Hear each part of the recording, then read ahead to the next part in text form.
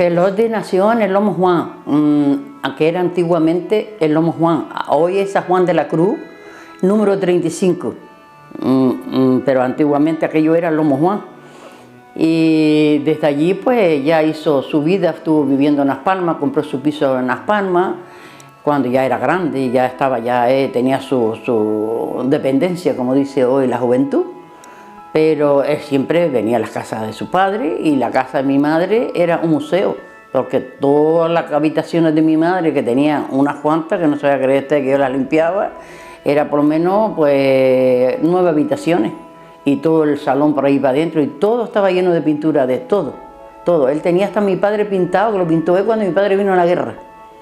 Felotti, después de su época de seminarista, estuvo con nosotros y de alguna manera era la persona que nos ayudaba en todos aquellos aspectos de la vida que necesitaba unos niños pequeños, todo lo relativo a la escolaridad, por ejemplo, se hacía cargo él, aparte pues las cosas más básicas, ir a Las Palmas, venir, ir a los institutos, realizar las matrículas, etc. Todo eso lo hacía mi tío Felo, porque bueno, los padres en aquella época no entendían, y él ya tenía unos conocimientos bastante avanzados de la vida en aquellos momentos, ¿no? Pues mira, como éramos los dos más chicos, él era más chico que yo 4 años, y siempre estábamos juntos. Pues él, cuando pequeñito, su afán por la cuestión de la pintura era una maravilla, porque de 6 años me pintaba a mí las muñecas y los trajitos, para que yo, cuando iba a Doña Felicita o Doña Paca, las chiquillas cuando salíamos jugábamos a los recortables, y todo el mundo quería jugar conmigo porque tenía las muñecas muy lindas y los trajes muy lindos. Pues de ahí él estaba estudiando con don José Sánchez y con don José Suárez en la calle Nueva. Estuvo ahí un par de años, y de ahí lo sacó mi madre, lo puso en el colegio de los salesianos en Agüime. Estuvo 2 años ahí, y cuando él tenía ya sus 15 o 14 años lo puso en el seminario, y que no quería sino ser cura. Encima tenía una habitación mi madre que era como una iglesia. Él tenía todos los santos ramados, su crucifijo, él hacía sus misas como si él fuera cura. Bueno, yo coincidí con él, en aquel tiempo lo decíamos Felo, con Felo, Rafael Sánchez Díaz. Coincidí en el colegio, aquí en la calle Nueva, de Ingenio, donde estaban las escuelas de los niños. Tuvimos de profesor a don Francisco, a don José Suárez, a don Antonio, y bueno, allí éramos compañeros y tal, sí, mucho más, pero cuando él decidió ir al seminario y yo también, entonces empezamos a entablar una buena amistad, muy buena amistad. Tendríamos entonces pues eso, 11, 12 años, y empezamos a prepararnos pensando en la posibilidad de ir al seminario. El primer contacto que tuve yo con el amigo Felo fue en el colegio de la Salle de Agüime. Yo creo que yo le llevaba pues unos 3 años, me parece, más o menos.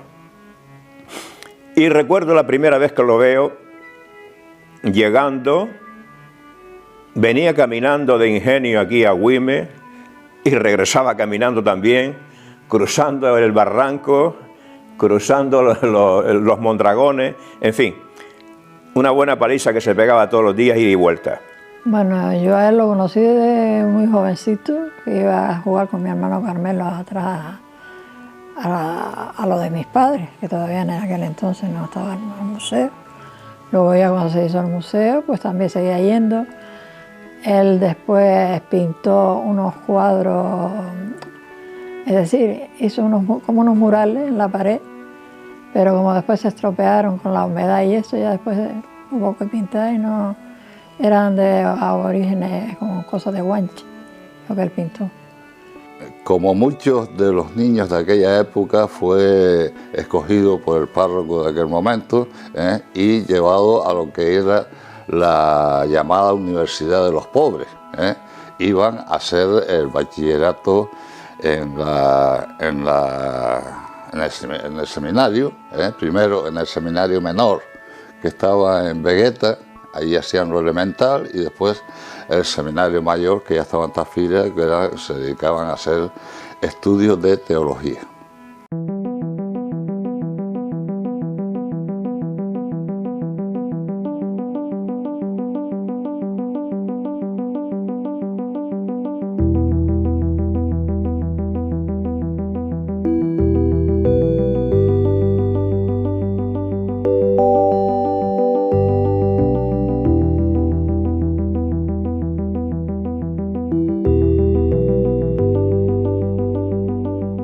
Le gustaba la música, le gustaba leer mucho. A mí también me gustaba leer, pero a él le gustaba más leer.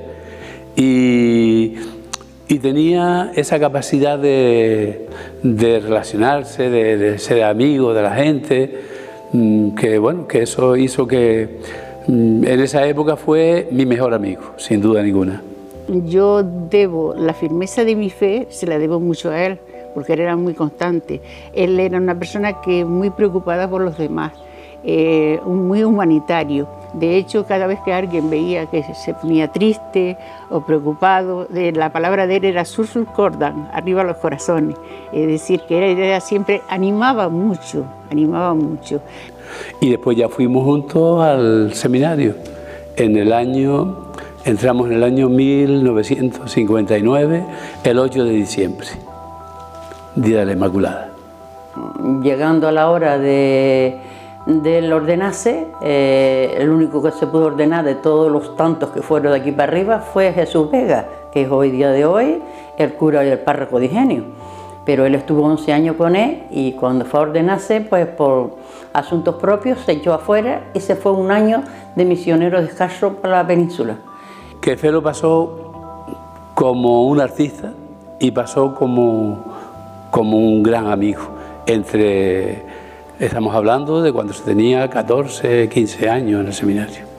Pues bueno, él tenía unas convicciones de la vida que, llegado un momento determinado, pues no coincidían, no concordaban con lo establecido en aquel momento, y él decide dejar el seminario y tomar otros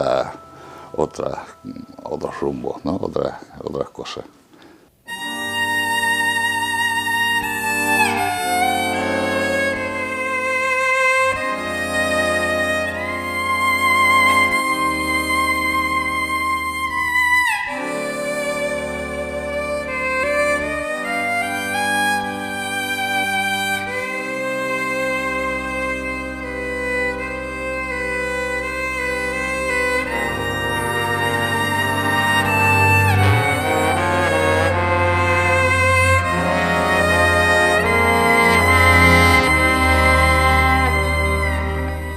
Mi madre siempre ha sido vendedora en todo el pueblo. Siempre todo el mundo conocía a Juanita Espino, que no era Juanita Espino, era Juanita Díaz, pero todo el mundo la conocía por Juanita Espino. Y él, éramos jugando, íbamos al colegio, teníamos que venir del Lomo Juan al puente, al colegio 4 veces, porque hoy se hace el colegio corrido, pero antiguamente era partido. Y era por la mañana y por la tarde. Él era una persona que ya con 8 años pintaba perfectamente, y que ya a lo largo de su vida tenía su estilo propio, mientras otros eran realistas, el otro pues se dedicaba a los bodegones, el otro a los paisajes. Él tenía su propio estilo, que bueno, que no se lo enseñó nadie, fue propio, era propio. Y de hecho nosotros junto con un compañero nuestro, Juan L. y don Carmelo Gil, en paz descanse, íbamos a buscar pencas de tunera para hacer los cuadros. Salíamos muchas tardes a recoger pencas de tunera para secarlas, algunas ya las encontramos media seca. Entonces el esqueleto de dentro, es decir, las fibras, con esas fibras hacía él sus composiciones pictóricas. Y ya estudió turismo. Y cuando él terminó de estudiar turismo, él nunca dejaba de pintar. él siempre pintaba. Si estaba estudiando por la tarde, pues por la noche se ponía a pintar. Y yo le decía a él que era como los búhos, porque estaba toda la noche pintando. Pero hay muchos cuadros en el pueblo y en muchos sitios. Rafael no paraba poco por ingenio, Él estudió turismo, dominaba muy bien 3 idiomas, el francés, el alemán y el inglés, y visitó muchísimas partes del mundo. Él era un turista acérrimo de toda la vida. Entonces, en ingenio muy poco, en casa de mis abuelos, tenía su pequeño estudio él y bueno, hacía sus cositas ahí. Él, la vida de él se la pasó viajando, que si para Inglaterra, que si para Londres, que si para Francia, que si para Alemania, para todos los sitios. El último sitio que ella fue a visitar fue a Rusia. Él siempre de naturaleza pintaba. Unas veces más, otras veces menos. Épocas en las que era muy productivo y otras épocas en las que no realizaba producción alguna. En la última etapa de su vida fue muy prolijo, pintó muchísimo, pero a lo largo de su vida podemos ver una línea que más o menos se mantiene y que sube cuando acabe ya los 3 últimos años de su vida, ¿no? Muy responsable en su trabajo, porque era una persona que donde iba dejaba huella. Nunca ha dejado de pintar, dejó de pintar cuando se enfermó y por suerte, por desgracia, a los 40 años falleció.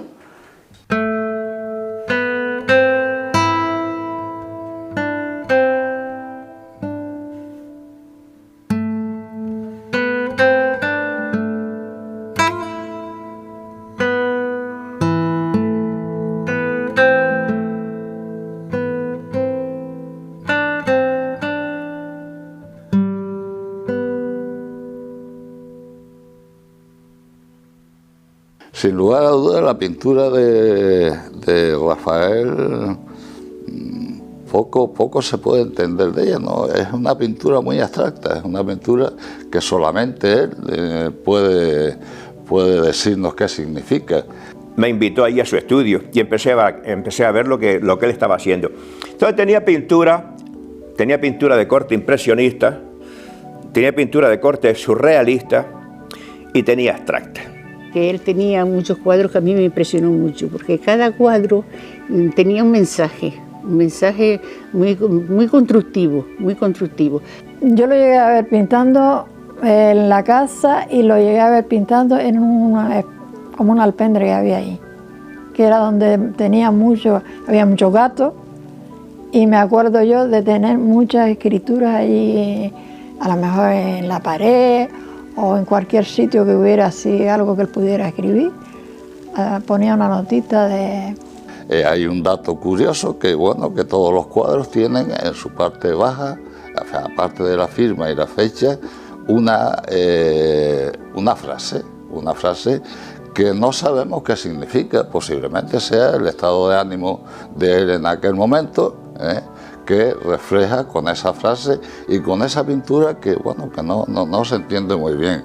Solía poner algún pensamiento, sí. No recuerdo ahora mismo no recuerdo ninguno, pero sí recuerdo que siempre había una lectura, había algo, es decir, dejaba un mensaje siempre, sí, escrito.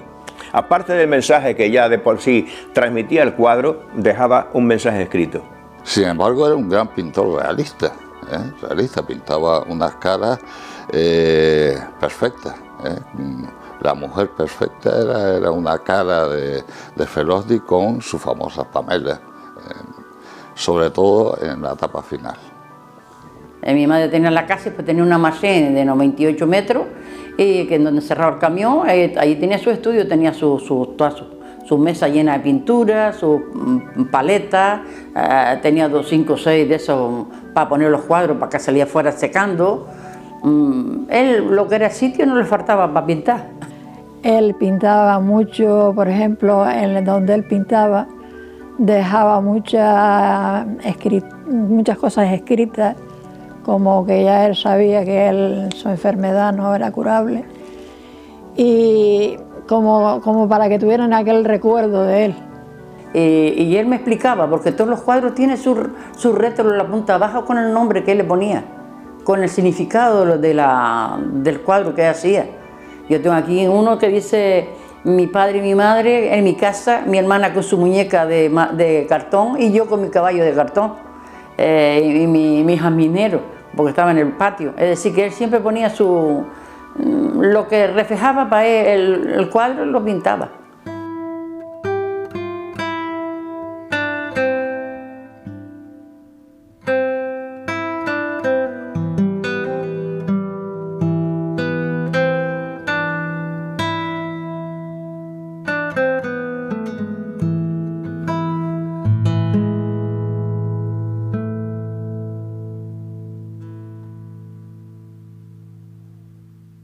Yo creo que era que le salía de su mente. Su mente era una mente muy creativa, y como toda persona creativa tenía una producción bastante amplia y, como decía antes, una producción que no todos entendíamos, Podemos ver después cuadros que son muy bonitos, pero que no sabemos qué significan. Y él tenía unos estilos bonitos, a veces tenía bodegones. Él lo que nunca le gustaba, decía, es que como ya se había visto mucho las cosas, los paisajes y todo eso él no lo hacía. Hacía sus bodegones, hacía sus caras, hacía varias cosas diferentes, que yo como no soy artista no te lo puedo expresar como es, pero tenía sus etapas,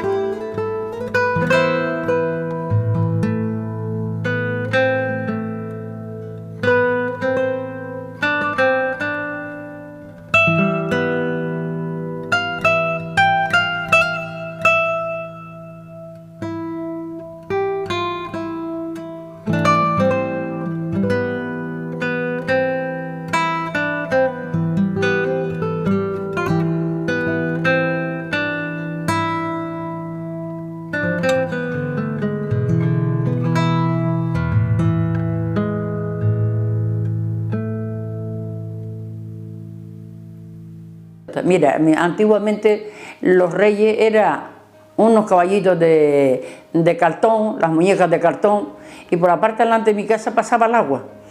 Y toca la coincidencia de que íbamos todos tan tranquilos por ir para afuera a lavar las muñecas y a lavar caballos. Y en ese mismo día de rey nos quedamos sin caballo y sin muñeca. Él se ponía a pelear conmigo porque yo le mojé el caballo de ese y lo perdí, pero yo me ponía con él porque me rompió la muñeca.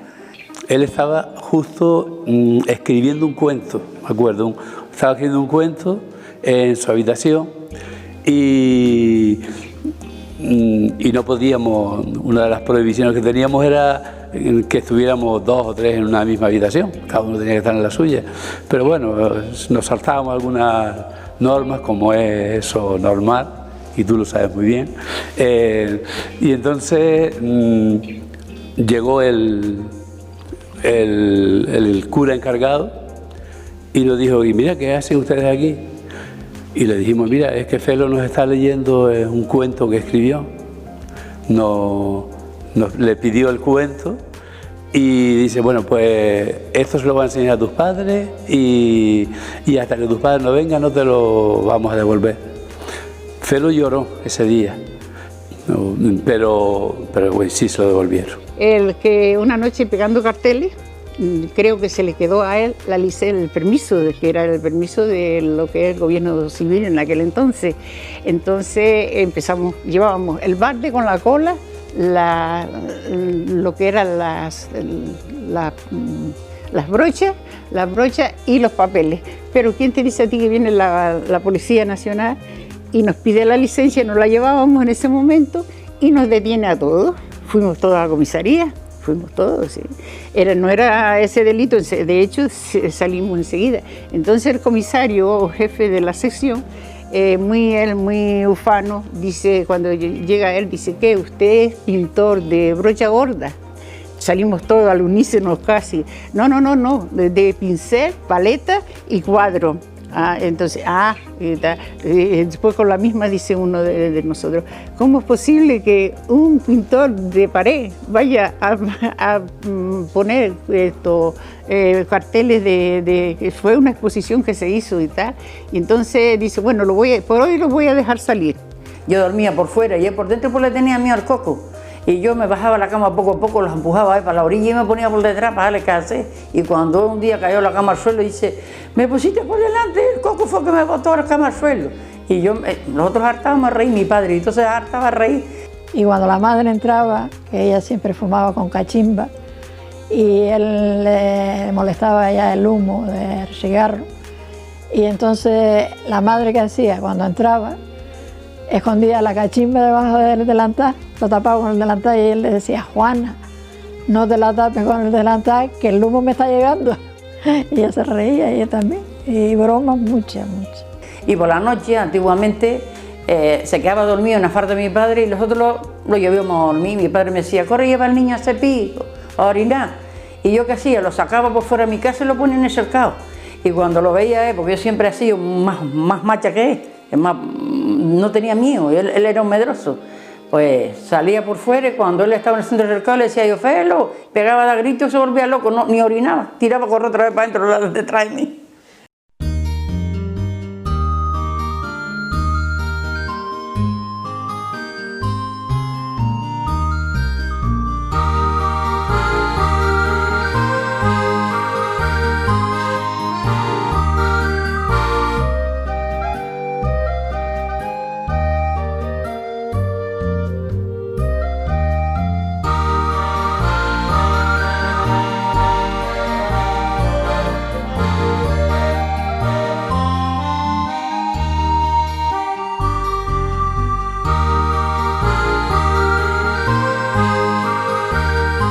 Hicimos una exposición en el Hotel Folía.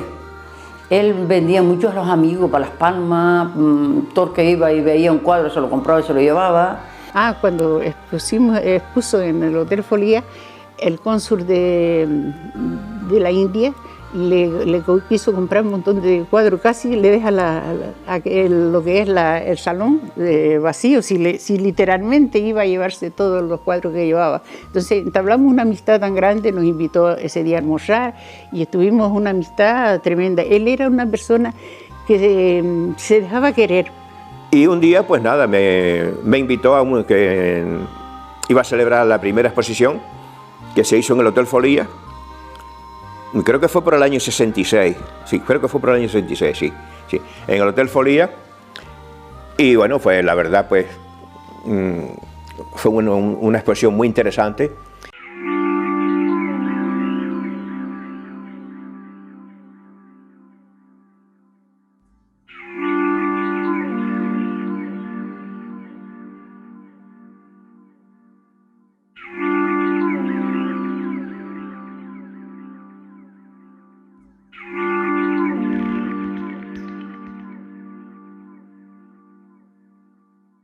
Después hicimos otro en Las Rosas, en aquello de Carmelo Gil, en un octubre, que era eso de Sajolá, y entonces él le dijo a Carmelo que sí, que él iba, ya en esa época estaba ya enfermo ella, ya tenía su enfermedad. Hacen de él un santo muy popular y querido en toda Noruega, donde han levantado bastantes templos para honrarle profusamente. Aquí, en Las Rosas, le han elegido el que hace el número 34, y también se le prodiga gran admiración y respeto. A esta capilla acuden a venerarlo no solo los lugareños, sino los muchos noruegos residentes en nuestro sureño Taunus. Sin embargo, yo le conozco solamente dos exposiciones. Una que hizo al principio, después de salir del seminario, al principio en el Hotel Folía, y otra que hizo en el Museo de Piedra de Las Rosas. Aquella era una exposición permanente, es decir, que el dueño del local, Carmelo Gil, le pidió que pintase unos cuadros para dejarlos de manera fija y yo no le conozco más exposiciones. Bueno, ¿sabía?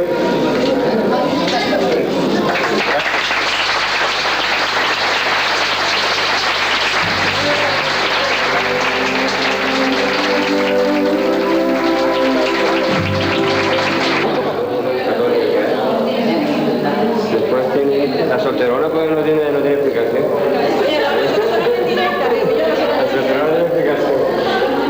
Y aquí tiene conmigo mismo, ¿no? Más o menos, un cuadro que hice yo, lo pinté una vez que se tire la idea de la que te vas volviendo todo eso, eso es lo que hicieron por ahí, tanto carnaval. Y entonces se abre la vagina, la mujer se abre la vagina y caen los payasos que simbolizan el carnaval. Entonces ya la hace madre, y después tienes tú el mar de sangre, el mar de leche y el mar de tranquilidad, que es más o menos lo que las madres viven, ¿no? ¿Sí? Que yo sepa, nunca hizo ninguna exposición en Ingenio, sin embargo sí tiene una calle dedicada a su figura, ¿no? Pero más nada, más nada.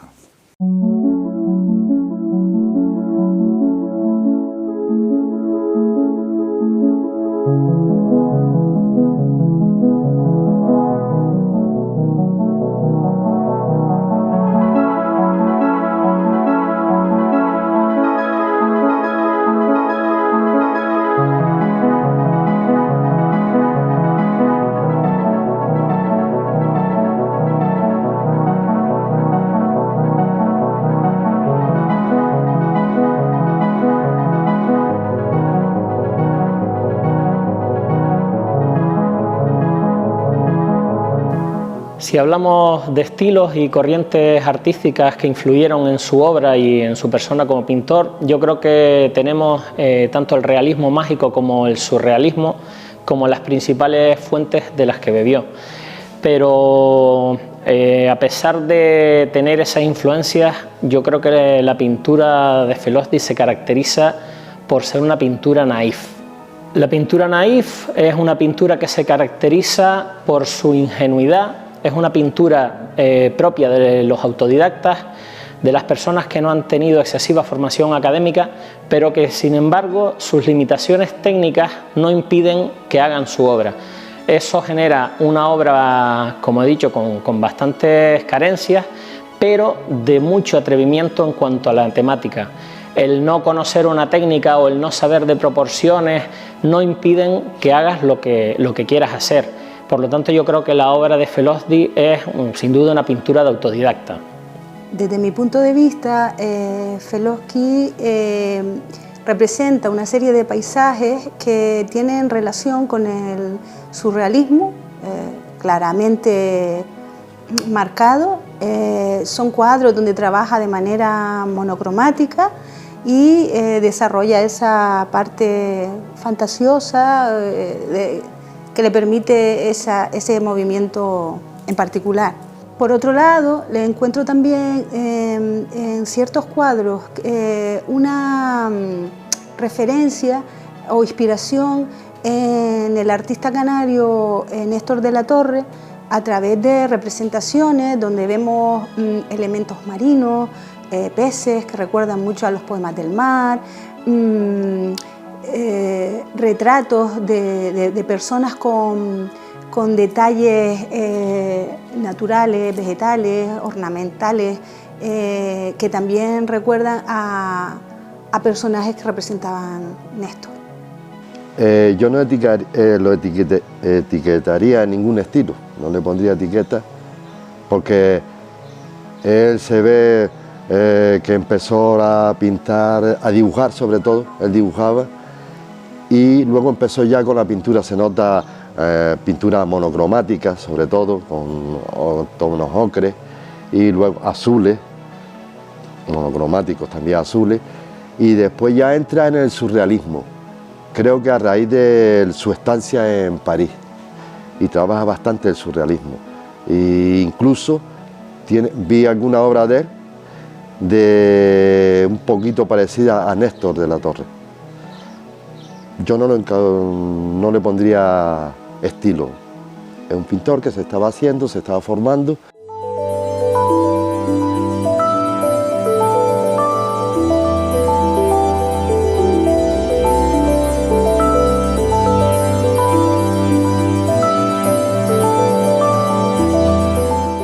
Si hablamos de técnica, no cabe duda que las líneas de dibujo son su principal valedor.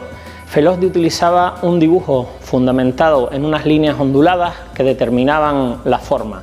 No usaba excesivamente el claroscuro, el trabajo de la luz, podemos hablar incluso de una carencia de profundidad, sino que a partir del dibujo después coloreaba y utilizaba un tratamiento bastante fundido, bastante suavizado del color sobre el dibujo. Utiliza bastante la transparencia, la veladura, el uso del blanco en casi todas sus obras.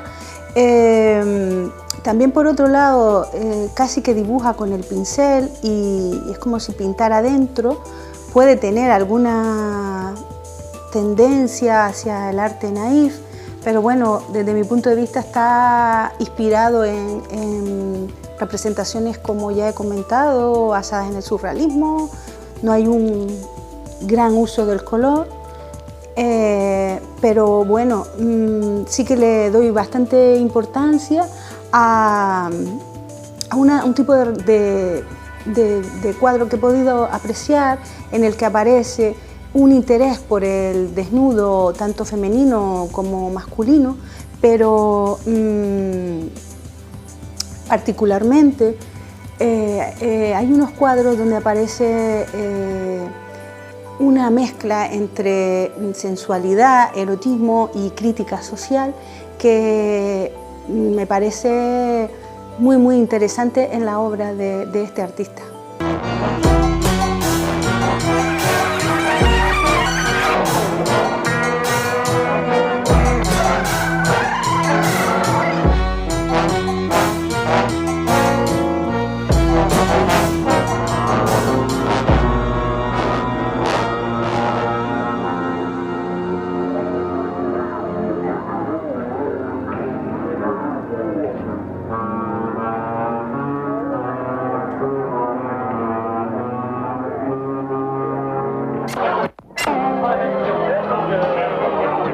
Más que la técnica, lo que quería decir, era un pintor, era poeta en su pintura. Él más que intentar agradar lo que pintaba, para pintar, agradar, él lo que hacía es un reflejo de él, de sus sentimientos, de sus pensamientos, de su forma de ser, de su sentir en la pintura. Y todo eso se ve en los cuadros que tiene él, de momentos, de sensaciones, de forma de pensar, de cómo es, de su situación en la sociedad, de cómo pensaba, de cómo era su vida. Todo eso lo transmitía a través de la pintura. La temática principal que usaba era la figura humana y hablar a partir de la figura humana. Esas figuras humanas, bien en solitario, bien en relación entre sí, solían estar decoradas, como decíamos, no empleaba la profundidad, sino empleaba el uso de motivos decorativos. Estos motivos decorativos solían ser florales, el mundo de la botánica era muy importante para él, que a veces también era el protagonista de sus cuadros. Pues dentro de la temática, la que ya también he comentado, tema desnudo, masculino, femenino.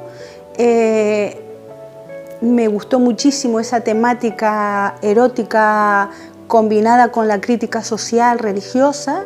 Pues refleja un poco esa lucha que tenía él siempre con la sociedad, por su condición de pensamiento, de sentir, de forma de ser. Siempre tenía una lucha social que no estaba bien vista.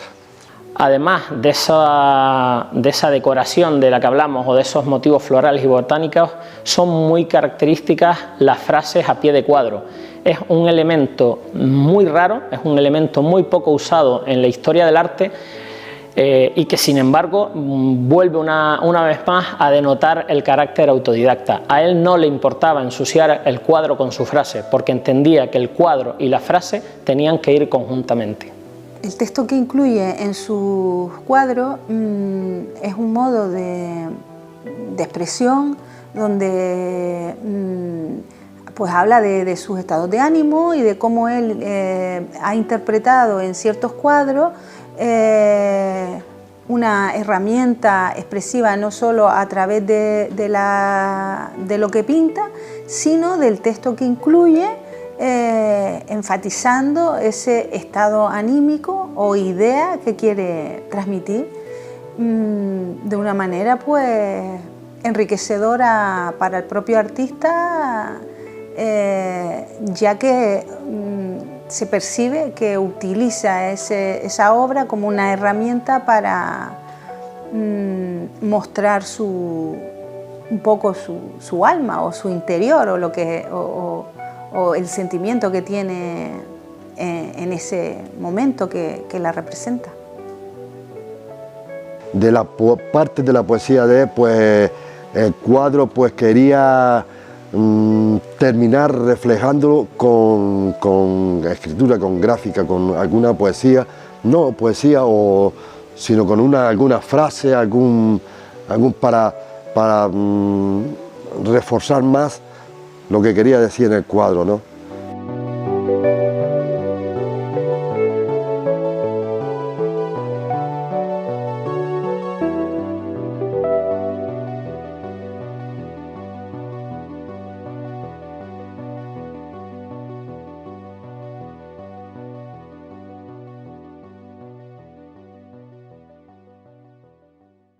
Fue capaz de expresar a través del arte sus opiniones e incluso hacer crítica social.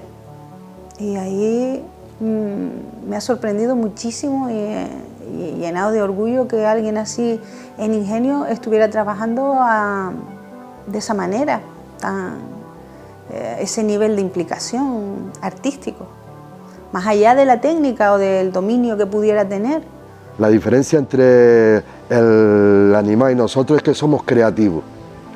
Y entonces la creatividad nos hace pensar y resolver cuestiones. Lo que cabe destacar es que es un pintor sin tapujos, un pintor atrevido, un pintor adelantado a su época y que sin duda vio mucho mundo, vio mucho arte y lo quería reflejar, lo quería hacer sin ningún tipo de límites. Eso creo que es lo más importante, el atrevimiento del pintor.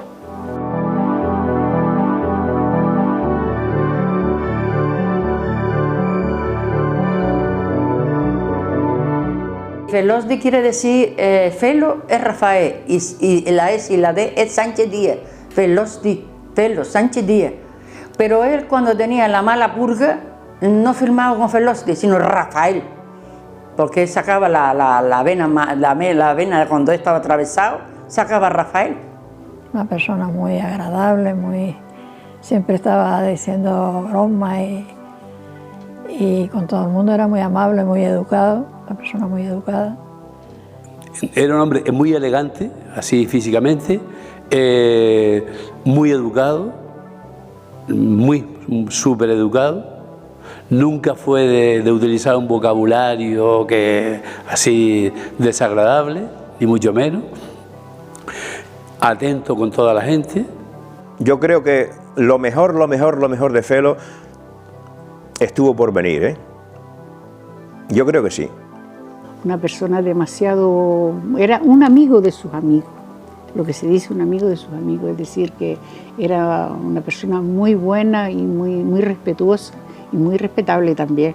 Una persona culturalmente muy fuerte para la época en la que él vivió, una persona que ya en aquella época dominaba los idiomas, que hoy es fundamental el dominio del inglés en cualquier situación, él ya lo...